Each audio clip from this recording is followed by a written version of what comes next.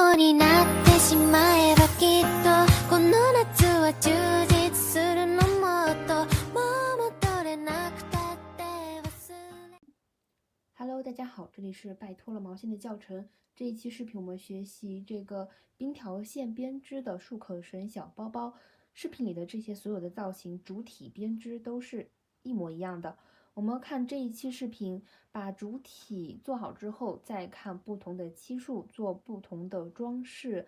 材料包的图纸都有说明不同的装饰，看第几期。用的线材主体是这一团小冰条线，小冰条线用6.0毫米的钩针，配饰的部分用的都是五谷牛奶棉，五谷牛奶棉用的是双头钩针粗的这一边，用到的配件就是缝合针、记号扣就可以。编织比较简单，我们用的是锁针、起针、编织短针。把包主体编织完成，然后编织束口绳的位置，再编织短针荷花边。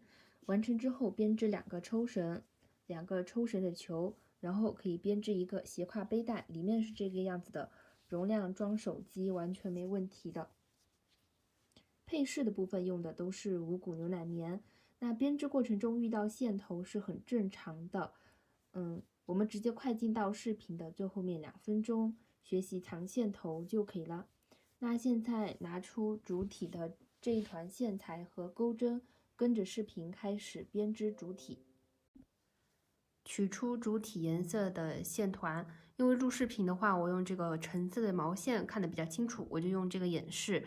那大家用自己手里拍的不同白色、米白色、咖啡色等主体，就可以按照自己材料包的配色来编织。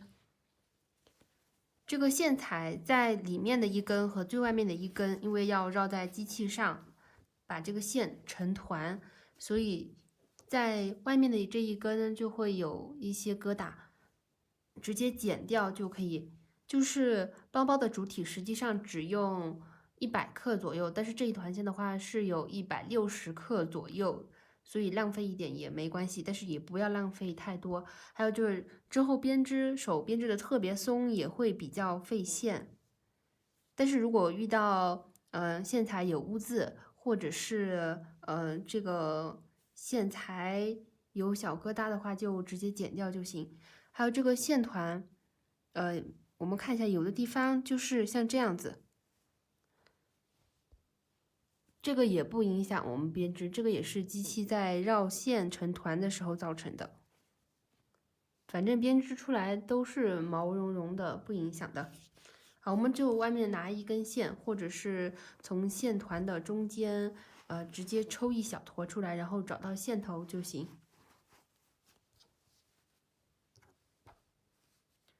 我们用的是锁针起针的方法。好，取出材料包的钩针。好，学习一下拿线，用右手捏住线头，左手的手掌打开，在小指和无名指中间穿过，线头拉到手掌的前面，然后绕到食指的背面，再把这个线头拉到手掌前。用中指和拇指捏住线头，食指撑开，将线挑起。这个是基本拿线的姿势，新手刚开始会特别别扭，熟练就好了。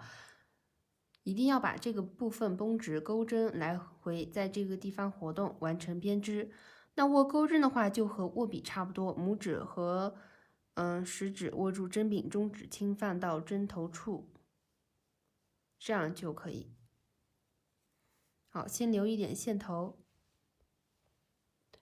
在中指上绕一个线圈，捏住线圈的末端，把这个线圈往下压，然后抽出一根线来。好，我们打了一个活结，这个不算针数。好，钩针穿进去，把这个线圈收紧。钩针能在这个线圈自由活动就可以。好，这个就是松紧。我们要注意一点，就是在编织的时候呢，这个线不要绷得太紧，绷得太紧，你看这样钩针就不容易把线拖出来。好，那如果这个线圈特别松，钩针勾出来的话，这个辫子或者是短针都会特别松，也不好看，所以我们要控制好松紧，新手熟练就好了。好，我们要先钩一个锁针，我们第一圈是要先钩11个锁针。好，这里先钩第一个锁针，钩针往后压，然后绕到线的上面，钩头朝下，带线钩出。好，这样拖出来就完成了一个锁针。我们在第一个锁针这里扣一个记号，总之就是在钩针下面的位置，因为这个线比较毛茸茸的，我们不太好看清楚。在这个地方扣一个记号，这是第一个锁针。好，钩针往后压，然后绕到线的上面，钩头朝下，带线钩出，这是第二个锁针。好，然后绕线带线钩出，第三个锁针，绕线带线钩出，第4针。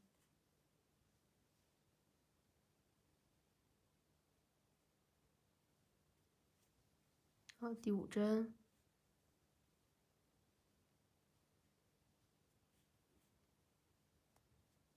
第6针，第7针，8、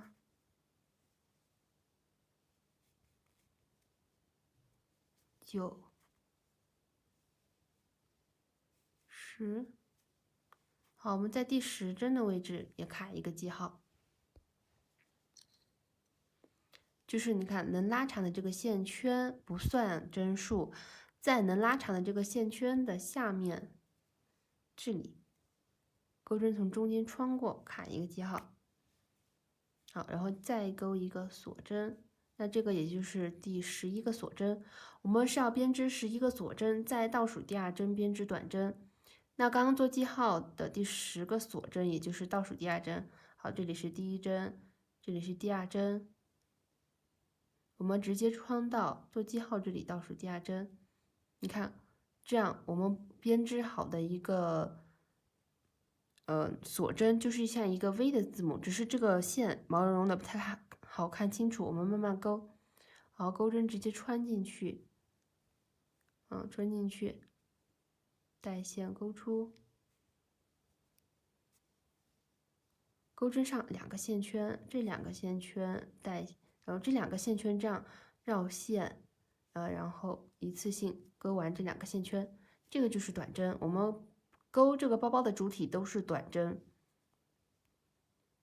取下这个记号扣，能拉长的这个线圈是不算的啊。然后在钩针下面的这个位置，我们直接用一根针穿一下侧面看看，这里是一个针目，看着像一个 V 的字母。我们在第一个针目这里做一下记号，这是第一个短针。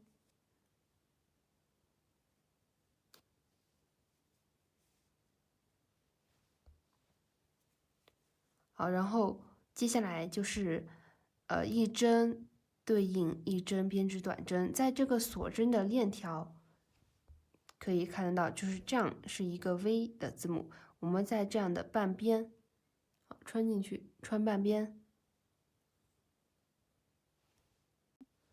我换成布条线给大家看一下，就是我们刚刚钩好的是这样一个 V 的辫子针，然后我们现在要往回，就是从这边往这边编织。你看，我们入针的位置呢，就是这样一个 V 的字母的半边。总之，我们挑对应位置穿半边就可以了，穿到这个锁针的链条，从中间穿进去，然后这样钩出来，这个就是锁针的半边。你看这个布条线就比较明显，这样一个 V 的字母，我们就是这样挑半边的。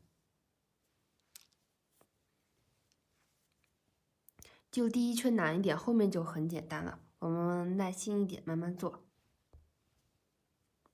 好，穿到下一针，带线钩出，2个线圈并为一针。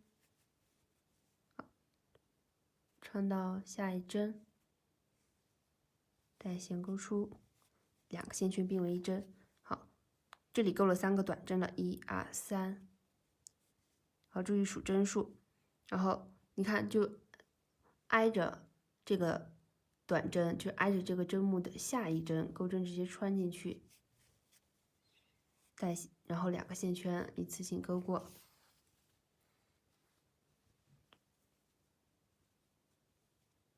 好，我们慢慢的编织短针。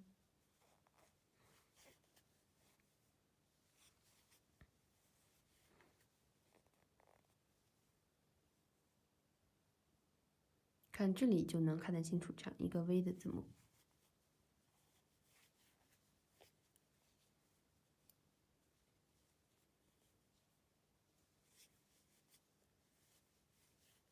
好，一针对应一针编织。好，编织到做记号扣的前面一针的时候停一下，数数是不是9个短针？好，做记号这里就是第一个短针的针目。1、2、3、4、5、6、7、8、9。好，我们看侧面，这样一个 V 的字母，就是我们可以看到有一小点凹下去的地方，这里1、2、3、4、5、6、7、8、9。再换这个布条线看一下，就是这样一个 V 的字母呢，就是一个针目，我们这样数就可以了。好，做记号的是第一针呢，就是1、2、3、4、5、6、7、8、9这样的。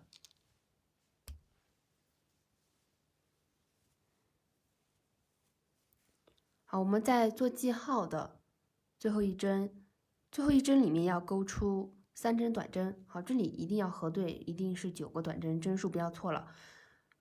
就是不管之后的哪一圈，针数一定是要对的。如果这个针数不对，形状就不对。一定要记得，针数不对，形状就是错的。不要想怎么勾就怎么勾，想怎么勾就怎么勾，针数错了，那形状肯定就是错的。所以一定要数针，小伙伴们。因为我之前卖这个冰条线材料包，好多新手都是不数针，然后问我为什么形状不对。啊，这里最后一针的记号扣。好，我在最后一针的记号扣旁边的一个针目再卡一个记号扣。好，钩针在最后一针穿进去。好，带线勾出第一个短针，在第一个短针这里做一个记号扣，第一个短针的针目。好，第2针，同一个针目啊，勾第2针，然后同一个针目做记号的同一个针目穿进去，带线勾出，勾第3针。你看，刚刚我们是这样编织的，现在呢就很自然的转过来，另外一边编织。然后我取出做最后一针的这个记号扣，我把它扣在了刚刚的第3个短针的针目上，这样卡一个完整的 V 的字母。这样就是一个完整的针目，一个完整的 V 的字母。好，现在呢，来到了刚刚我们不是做了一个记号吗？现在就穿做记号的这里，因为我们这3针勾完之后就不知道下一针入针的位置，所以就提前把它弄好。好，钩针穿到做记号这里，带线勾出。好，这里先勾一个短针。我们要往回编织8个短针，这里算是第1针。好，第1针，然后一针对应一针，我们对应之前勾好的短针，挑 V 的字母在半边。第1针，第2针，好3，不知道入针的注意就挑对应短针的半边。4、5。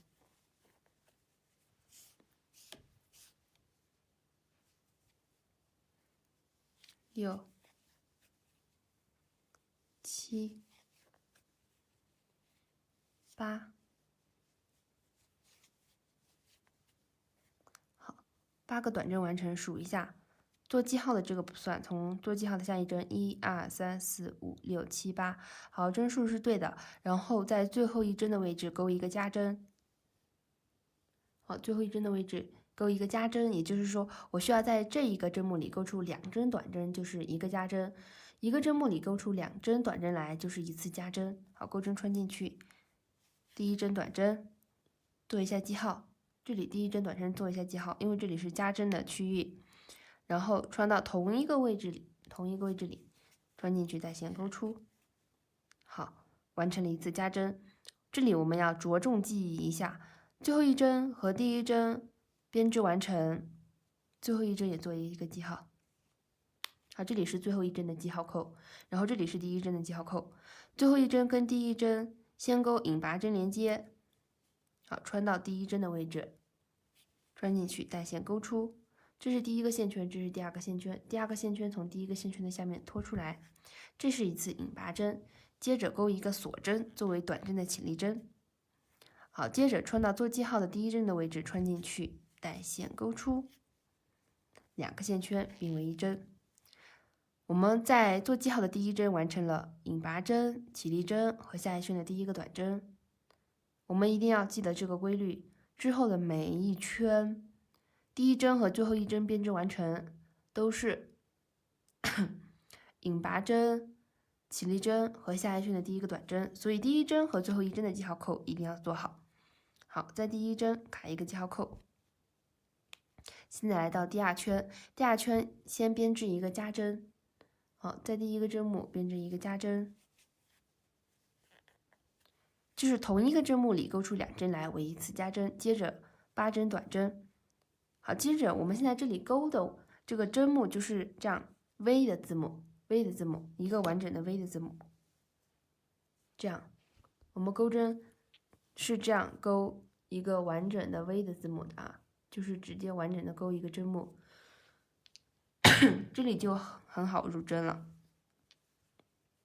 好，8个短针，好，一个针目对应一个短针，1，好，注意2，好，我们钩针穿进去看一下，这里是有2根线的，掰开钩针上的看一看，是有2根线的。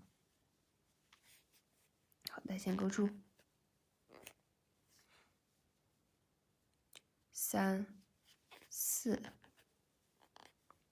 5、6、7、8。好的，8个短针完成。我们现在来到了加针的区域，也就是我们做记号的地方。我们在上一圈的这个位置编织出了短针，一针分3针。现在我们要在这里1、2、3个针目的位置钩出3次短针加针，也就是说，这个针目钩2个短针，这个针目钩2个短针，这个针目钩2个短针，就是3次短针加针。好，钩针穿进去。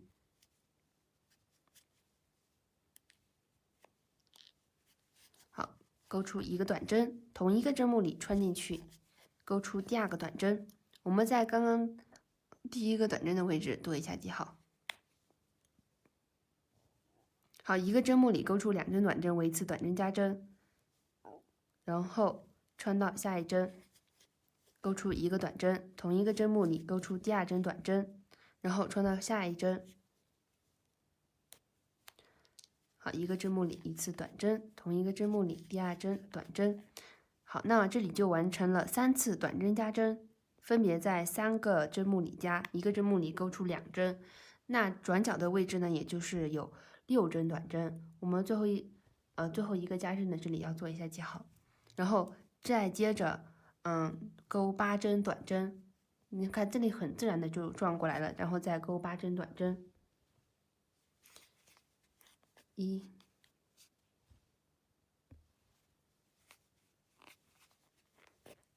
2、3、4、5、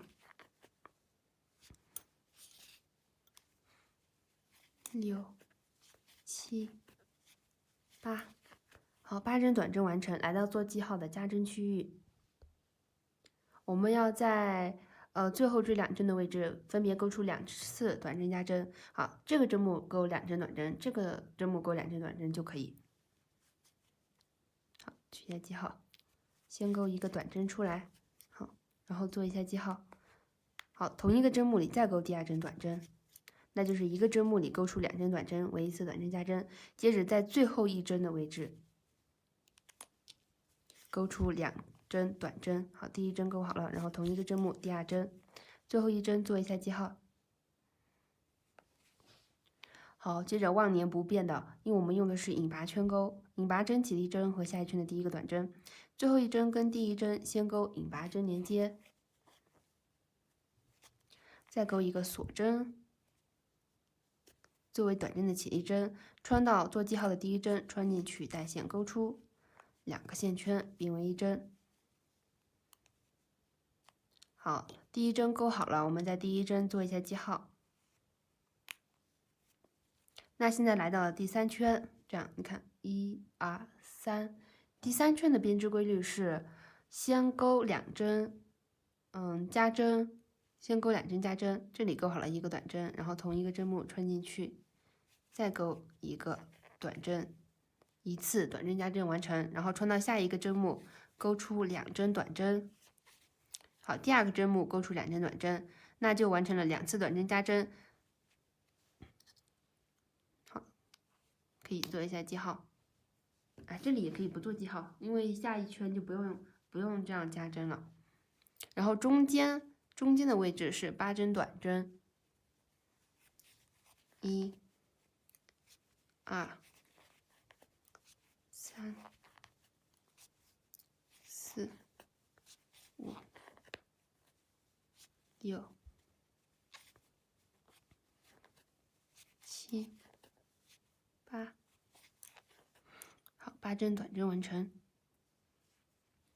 好，现在我们来到上一圈6针的加针位置，我们要在上一圈加针的这个针目上，这里有6针，那我们就要完成6次短针加针。一个针目里钩出2针短针，要重复6次。好，从这里开始。好，加针区域的第一针，先钩出2针短针，然后下一针2针短针，第2次短针加针，一个针目2针，然后第3次短针加针，第4次短针加针，第5次短针加针。好，第6次短针加针，也就是在记号扣这里了。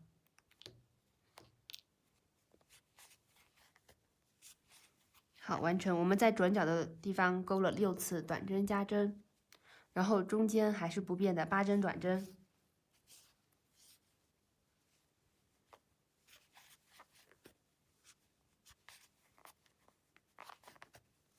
3、4、5、6、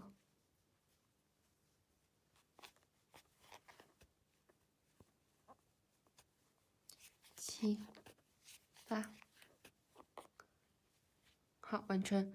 然后来到了转角加针的位置，这里有4个针目，那我们就要完成4次短针加针。好，在这里完成4次短针加针啊。钩针也可以这样拿，像这个捏什么翘的东西，这样也可以。我手有点酸了，我就用这个姿势。好，一次短针加针，然后下一个针目第2次短针加针，下一个针目第3次短针加针。好，最后一个针目第4次短针加针。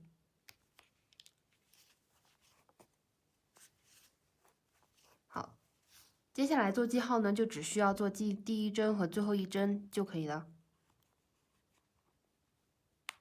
好，最后一针跟第一针先钩一个引拔针连接，再钩一个锁针作为短针的起立针，穿到做记号的第一针，穿进去带线钩出2个线圈并为针。好，然后这里是第4圈的第一针，做一下记号。好，第4圈就简单多了，是隔9针加1针。隔9针加1针就是1、2、3、4、5、6、7、8、9，个短针，一个针目对应一针，然后第10个针目钩一个加针。总之这一圈我们要加4个短针。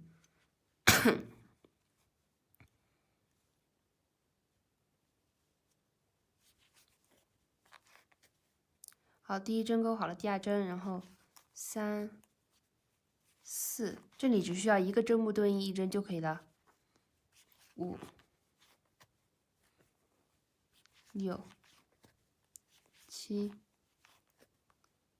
8、9， 9个短针钩好了，我们在下一个针目，一个针目里钩出2针来，就是一次加针嘛。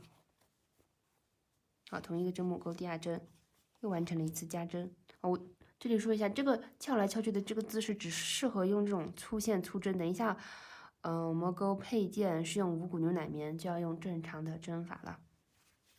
好，接着1、2、3、4、5、6、7、8、9，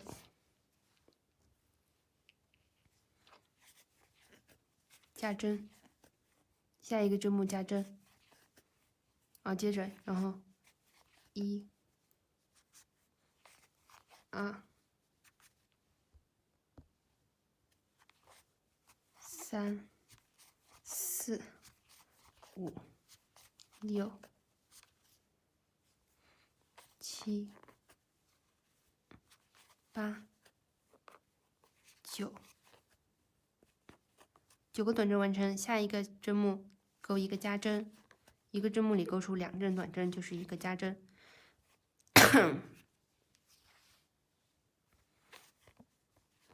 1、2、3、4、5、6、7、8、9。好，现在来到最后一针的位置了，然后就钩一个短针加针就可以了。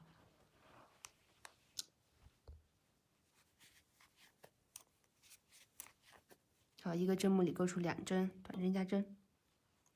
好，接着就来到了重复不变的引拔针、起立针，就之后的每一圈都有。视频没讲，自己要钩，每一圈都有引拔针、起立针。总之，最后一针和第一针的连接就是引拔针和起立针。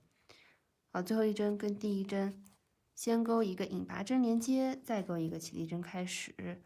穿到做记号的第一针，钩出下一圈的第一个短针，第一个短针做记号。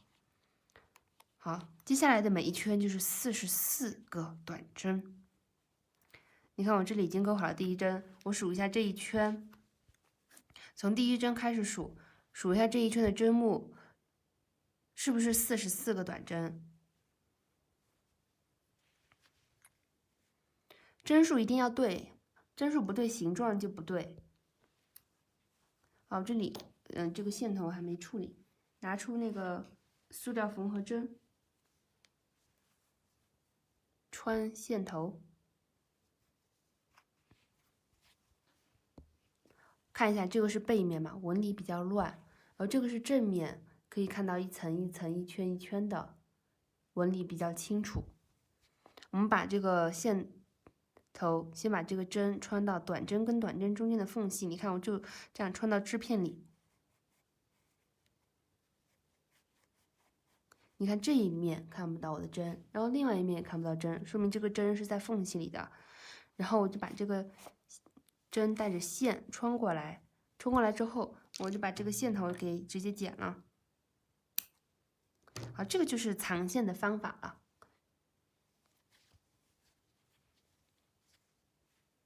好，注意一定要是44个短针。那现在呢，我们就是一个针目对应一个短针编织，每一圈都是44针就可以。这样，一个针目对应一个短针，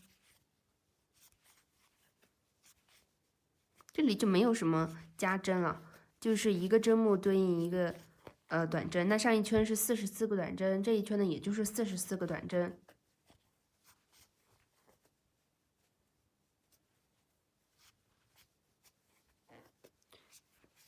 好，就这样一直编织，然后编织着编织着，它就会很自然的这样一圈一圈一圈的围起来，就会形成一个包包。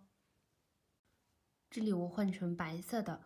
总之，我们从第5圈到第16圈，每一圈都是44个短针，只需要一个针目对应一个短针就可以了。然后注意第一针和最后一针钩引拔针连接，起立针开始，然后再开始下一圈的短针。注意数圈数，然后正面是在外面的，注意看正面和背面的纹理。看这里就是一层，就是一圈，1、2、3、4、5、6、7，看一下这个做好的。然后我们做到第17圈的时候，再回来看一下视频。我们要编织这个流束口绳柱子的这个位置，然后再编织上面的一圈短针，最后再编织花边的部分。然后再学习一下2个圆球和束口绳的编织。现在我们就接着把主体编织完成，就是一圈一圈的编织，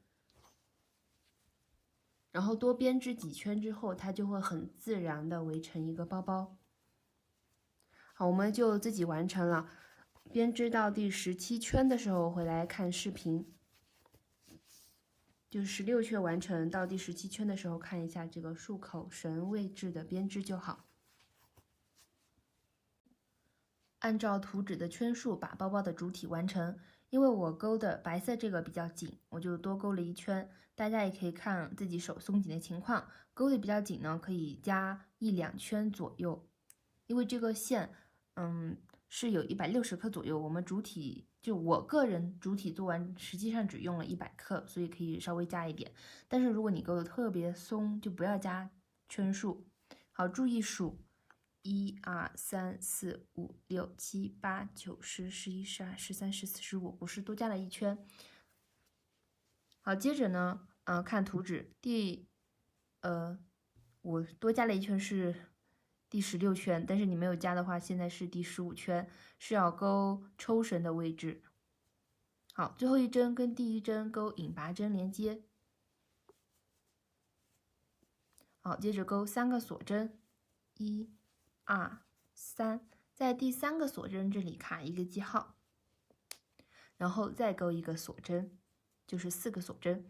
这3个锁针相当于一个长针。钩了一个锁针，锁针下面是要空一个针目，我们在下一个针目的位置钩一个长针。我们看长针的编织，钩针上绕一圈线之后再穿到针目，注意下面是空了一针，带线钩出。钩针上有3个线圈，前2个线圈并为一针，后面2个线圈并为一针，然后再钩一个锁针。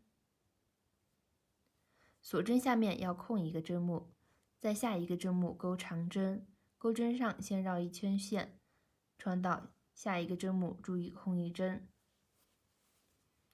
钩针上3个线圈，前2个线圈并为一针，后面2个线圈并为一针。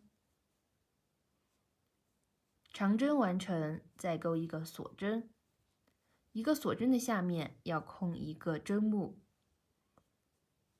在下一个针目入针，编织长针，钩针上先绕线一圈，空一针之后穿到下一个针目，带线钩出，前2个线圈并为一针，后2个线圈并为一针。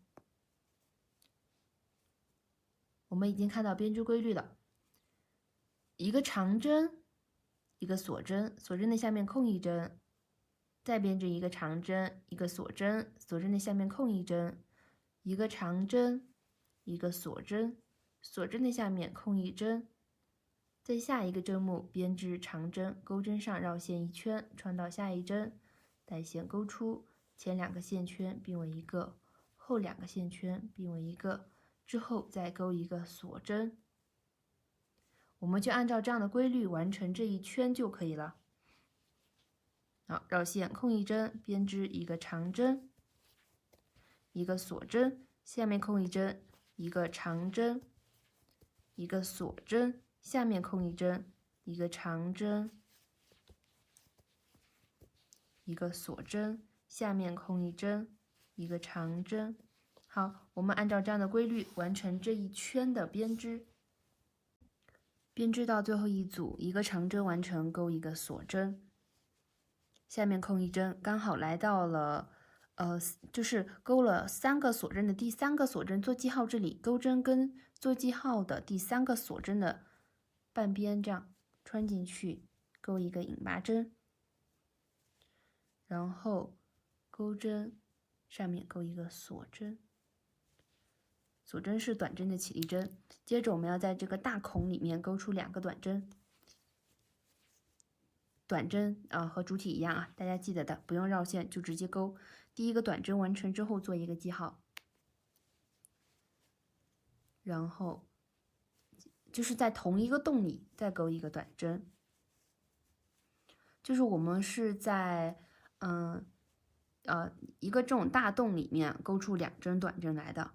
好，这里钩了2针，然后在这个大洞里钩出2针。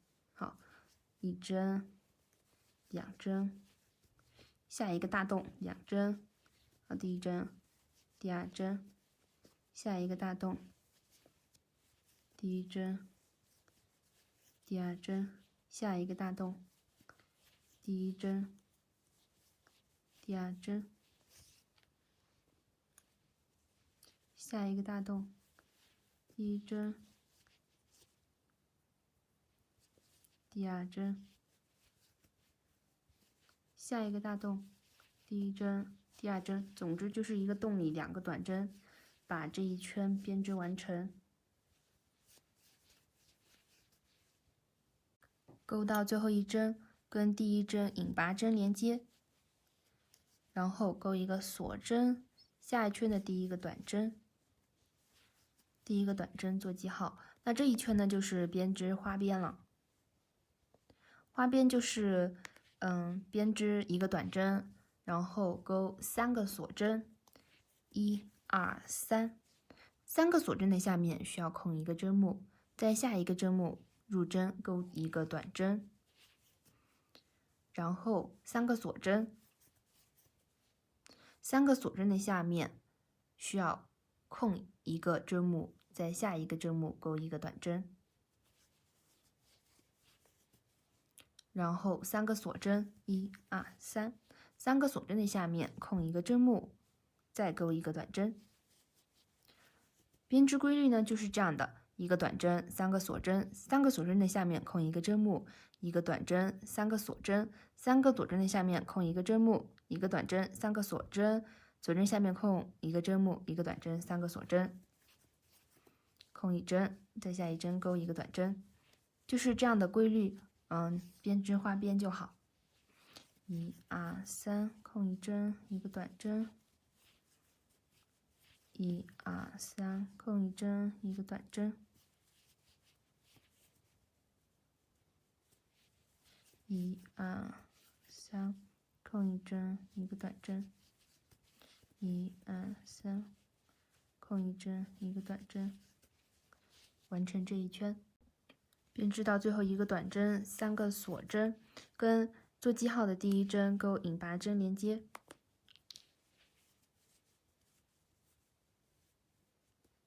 哎呦，引拔针1个锁针，拉长这个线圈，剪掉，不用很长，我们只需要藏线头就可以了，这里不用留长线头。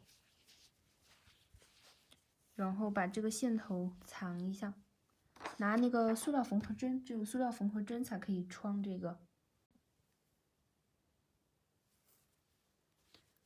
把这个线头顺着我们钩好的这个织片的中间穿进来，穿过短针的位置，再穿到长针的柱子。就是给它过渡下来，然后在包的主体上面藏就可以了，这样比较稳妥一点。好，现在我们把这个线头缝在短针跟短针中间的缝隙。你看这里看不到线头，这里看不到针，另外一面看不到针，说明这个针就是在织片的中间。然后把线拉过来，之后直接剪掉就行，会掉一点毛毛，揪一点。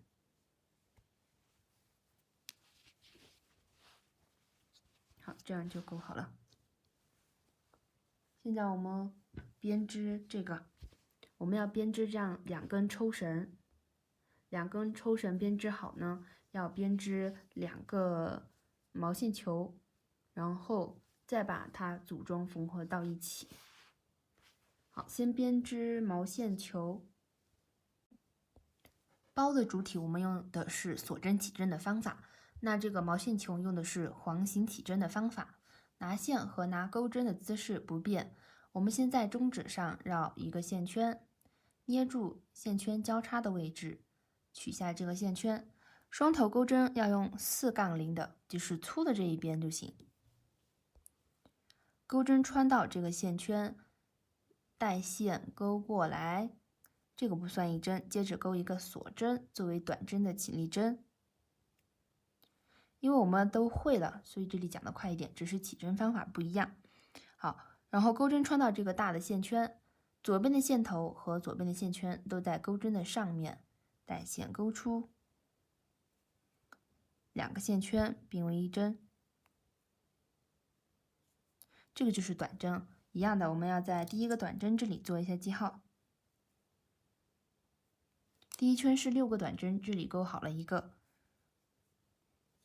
穿进去，穿到这个大的线圈大洞里，带线勾出第2个短针，第3个短针，4、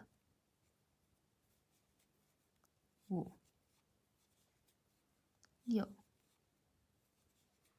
6个短针勾好，我们可以数这个针目，1、2、3、4、5、6，把线圈抽长，拉一下最开始的线头。哎，这个线圈呢就收紧了，如果没有收紧，就是中间的某一个步骤错了，这里是没有任何补救的办法，就只能拆了重新来一次就好。好，接着编织，这里在最后一针也做一个记号，防止多针和错针。好，最后一针跟第一针一样的啊，引拔针、起立针。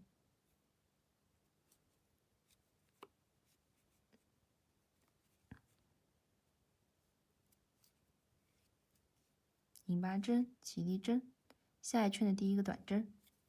第2圈的编织规律是6次短针加针，就是在6个针目里勾出6次短针加针。那第1圈6个短针，第2圈6次短针加针就是12个短针。好，这里勾好了1个短针，然后同一个针目里再勾1个短针。你看这个五谷牛奶棉，它会容易劈开。这个是正常的，现在我们已经熟练了，劈开也不会影响的。好，下一个针目2个短针，好，再下一个针目勾出2个短针，下一个针目2个短针，下一个针目2个短针。好，现在来到了最后一个针目2个短针，那总的就是12个短针了。好，2个短针，最后一个针目做记号。好，下一圈引拔针、起立针连接。下一圈是隔一针加一针，隔一针加一针的意思就是说，第一针正常编织，第一针正常编织到第2个针目勾出1个短针加针，第2个针目里勾出2针短针出来，第一针、第2针，然后再下一个针目1个正常的短针，就是勾出1个短针，再下一针勾出1个短针加针，2个短针，勾出2个短针来，然后再下一针勾1个短针，再下一针勾出2个短针，就是1次短针加针。下一针1个短针，下一针1个加针，下一针1个短针，下一针1个加针，下一针1个短针，下一针1个加针。新手做记号哦，这里我就不做了，因为我能看出来第一针和最后一针是在哪里。好，现在我们来到了第4圈，第4圈和第5圈就是正常的编织。第3圈我们是18针短针，那第4圈也是18针短针，这里就是一个针目对应一个短针就行。好，第4圈、第5圈，每一圈都是18个短针，只需要一个针目对应一针就好了。短针我们现在已经比较熟练了。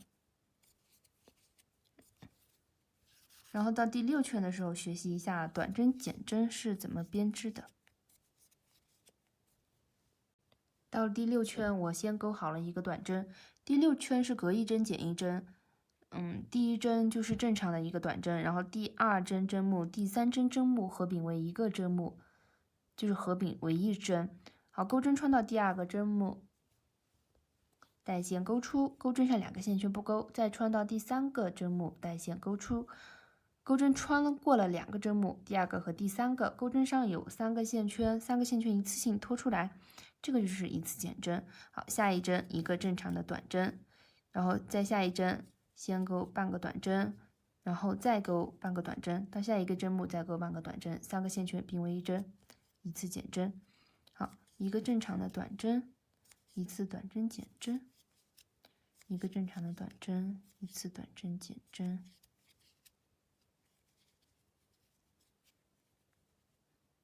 一个正常短针，一个短针减针，一个正常短针，一个短针减针。好，刚好钩完，跟第1针钩引拔针连接，起立针开始。在第7圈是连续的6次短针减针，然后这里钩了引拔针、起立针，然后我们穿到引拔针的位置穿进去，带线钩出，然后再穿到第2个针目穿进去，带线钩出。一个减针，这里就是连续的减针。好，到下一针减针。好，下面2个针目减针，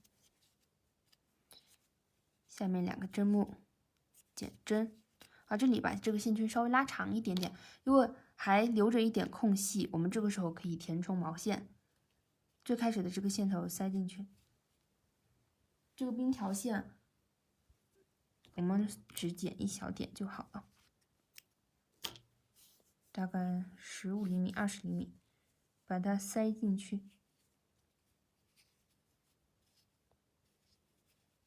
尽量塞毛线，家里有棉花也不要塞棉花，因为等一下我们还要在这个毛球里来回缝。如果你塞了棉花，就是那个针穿线的时候会把棉花带出来，所以塞毛线比较好。塞了一小点就好了，就是让它饱满就行，不要塞得很铁。然后下一针减针，下一针减针，然后跟第1针钩引拔针连接，钩一个锁针，拉长这个线圈，这里稍微留一点线头，大概30厘米左右，在这里剪断，抽出来。我们需要编织完成2个球，2个球钩好，我们就编织中间的锁针，就是那个抽绳的锁针，留一小点线头，大概这么长就行，钩锁针。这里不需要数针数，因为这个锁针我们只是需要合适的长度就行。看一下这个做好的，把它先放在这里，开始编织锁针。我们这个锁针，我先演示一下，这个锁针的长度是要这样的，折叠之后，在包包对比，比包包多出2厘米或者是1厘米左右，就是这样对折之后，比这个包稍微长1-2厘米就行。好，接着编织锁针。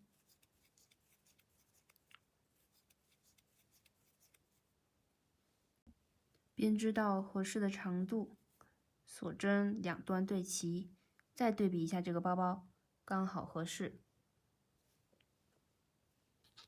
把这个线圈拉长，留一点线头，剪掉。好，需要编织两根束口绳，另外一边就自己完成另外一条。2个毛球完成，2个抽绳完成，我们开始组装缝合束口绳的位置。大概是这样的，这样缝合一条，然后另外一边是这样缝合一条，然后2个球缝合在线头，就是把这个线头缝合在球里面，然后最后就固定好了。那我们先穿另外一边，拿这个塑料缝合针，穿这个链条呢有2种纹理，2种都可以。东西掉了。就是你觉得哪种好看，哪种顺手就哪种缝。这个的话是2根线在一个位置，2根线在一个位置，2根线在一个位置。然后这个的话是错开的，这边有一根，里面有一根，这边有一根，里面有一根。2种方法都可以的。好，这一边2个线头是在这里的，那就是从这一边开始。注意，我们是要穿到大洞里面，针不要穿到缝隙里，不然锁针链条穿不过去，很难拉。我们是穿这个大洞，好，这里留一小点，这里留一小点，之后就穿。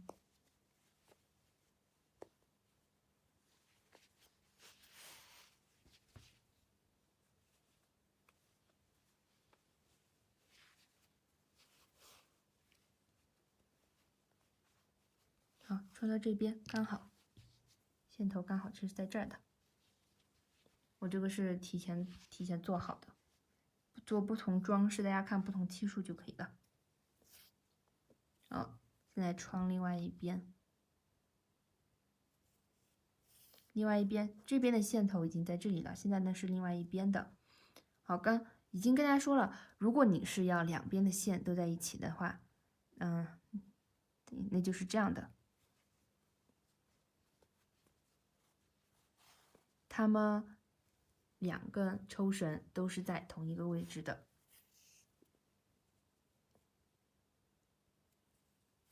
那如果要错开的话，就是这样的。这样呢，这个抽绳就是错开的，2种方法都行。看，这样就是错开的。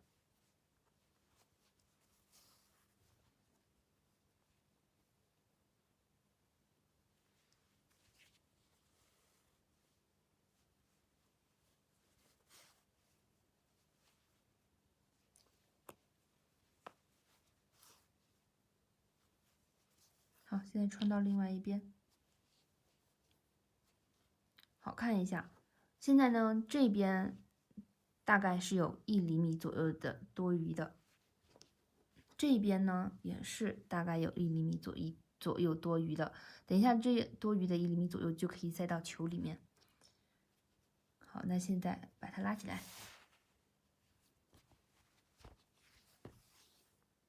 拿出毛球。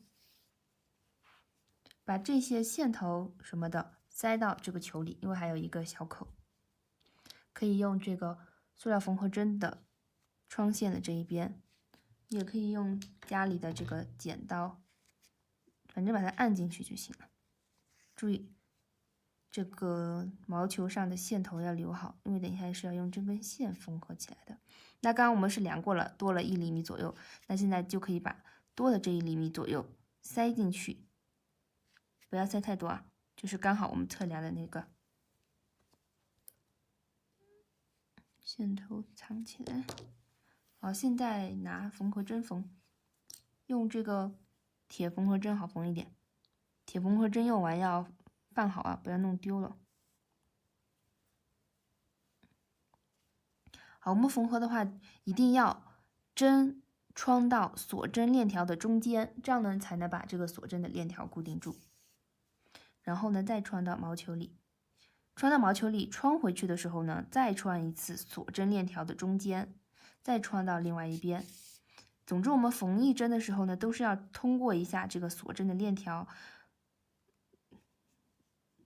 不然只缝毛球的话，这个链条是固定不住的。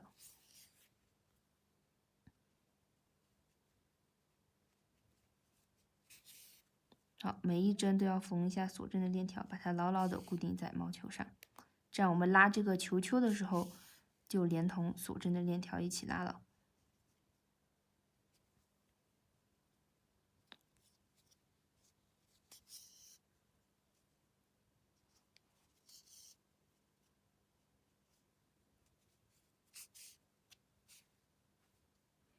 好，你看这样就完全固定住了。然后把这个线头缠到里面，按照这个短针的纹理，在这个毛球里面来回穿几次。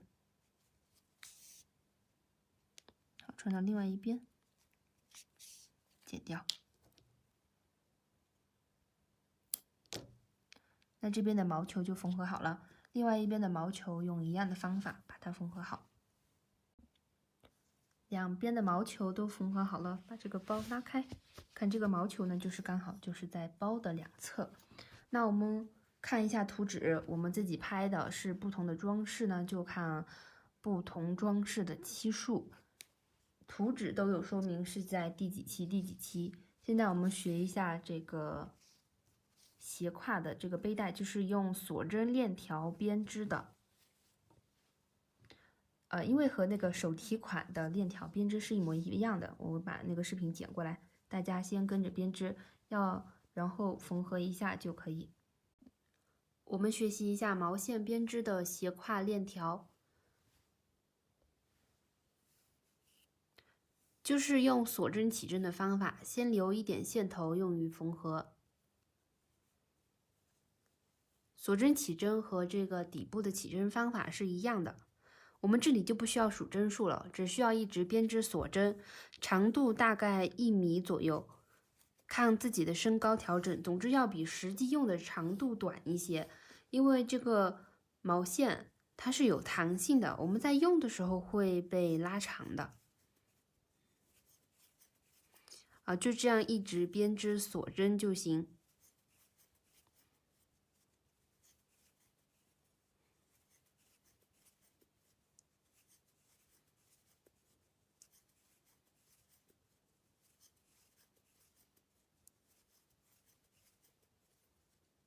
好，编织到合适的长度。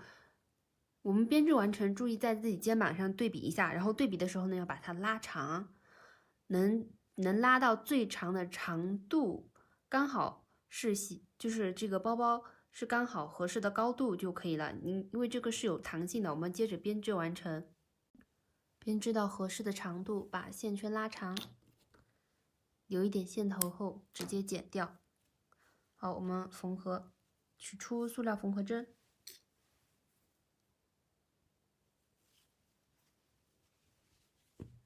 好，把这个包包捏平。缝合的话是要缝合在里面，缝合在外面的话会看得到缝合的痕迹，而且缝合在里面，我们不用它斜挎的时候就把它塞进去就行。好，找到侧面的位置，入针。好，拉到锁针，然后我们这个时候是锁针的链条上缝一针，包包的主体上缝一针，就这样来回穿个7、8次，把它把这个锁针的链条完全固定在这个小包上面就可以。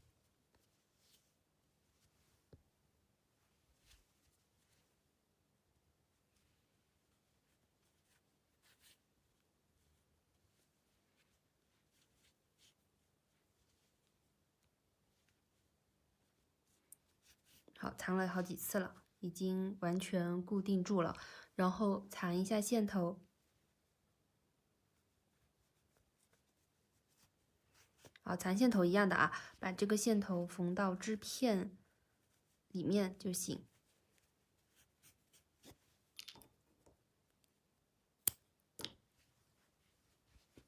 好，这边缝好了，然后另外一边用一模一样的方法把它缝合好。到这里，这个斜挎的链条呢也编织完成，然后去学习一下不同的造型，那这个包包就做好了。有什么不懂的可以给我留言，拍材料包的小伙伴不会的也可以问客服，都会指导的。那这一期视频就到这里了，谢谢大家的观看，拜拜。这里学习一下线头的处理，就是这个线材，中间有接头或者是线头的话，我们藏一下就可以了。还有的线材因为是机器绕线，会沾到污渍，然后我们可以直接剪掉，处理一下线头就行。好，钩针穿到下一针，带线勾出，钩针上2个线圈不勾，把线头放在背面，取出要换的线，线头留这么长就可以，都放在背面，然后带换的颜色。换的线勾过来，这个就完成了换线。然后接着呢，正常勾短针，在勾短针的时候呢，把线头放在钩针的上面，边勾边藏线头。好，接着就是正常的编织短针，然后勾一个短针，线头就放在钩针的上面，这样在勾的过程中呢，就把这个线头藏到了织片的里面。好，藏个4、5针，翻过来拉一下，让这个线条在里面是直的，然后直接剪掉就可以。